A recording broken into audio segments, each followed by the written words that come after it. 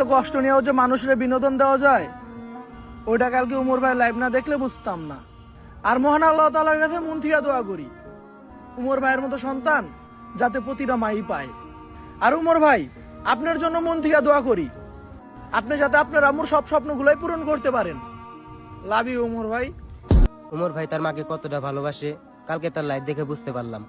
আর একজন মানুষ এতটা কষ্ট বুকে নিয়ে কিভাবে মানুষকে বিনোদন দিতে পারে তা আমার জানা নেই। উমর ভাই আপনার জন্য আমার দোয়া রইল আপনি যেন আপনার মার সব স্বপ্ন পূরণ করতে পারেন। আর উমর ভাইয়ের মতো এখনো আমি আমার মাকে বলতে পারিনি, মা অসম্ভব ভালোবাসি তোমাকে। উমর ভাইয়ের চোখের পানি শুধু তার চোখের পানি না, ছিল তার মার চোখের পানি, ছিল তার নানির চোখের পানি। আসলে প্রতিটা মানুষের সফলতার পিছনেই কারো না কারো হাত থাকে। উমর ভাইয়ের পিছনে ছিল তার মার আর তার নানির। সবচেয়ে বড় অবদান ছিল তার নানির। সে ছোট্টবেলা থেকে উমর ভাই তার নানির বাসায় বড় হয়েছে।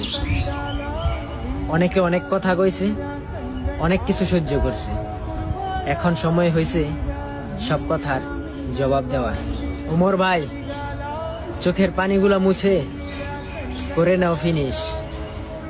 সবাইকে একদিন দেখিয়ে দিবা উমর অন ফায়ার কি জিনিস। একদিন আমি একটা হ্যারিয়ার কিনবো। আমি ওই হ্যারিয়ার করে তোমার হ্যারিয়ার চড়াই রয়ে যাবো আমার ওই বাপের বাড়িতে। সেই বাপের বাড়িতে তোমার অসম্মান করা হয়েছিল খালি তুমি গরিব থেকে। আমি রয়ে যাবো তোমার ওই খাবার বাসায় যে খালা তার ঘর থেকে তোমার বাই করে দিয়েছিল। খালি তোমার কোনো বাড়ি নাই থেকে ঘর নাই থেকে।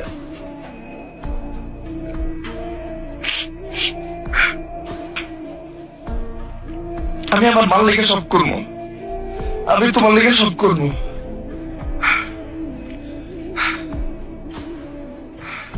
তুমি ছোটকাল থেকে যেমন ভাবে আমার কষ্ট করে বড় করছো এগুলো দেখে কখনো তোমার থ্যাংক ইউ কয় না আম্মা, কোনো সময় তোমার আই লাভ ইউ কয় নাই।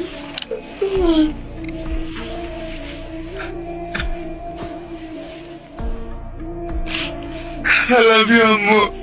I love you, নানি।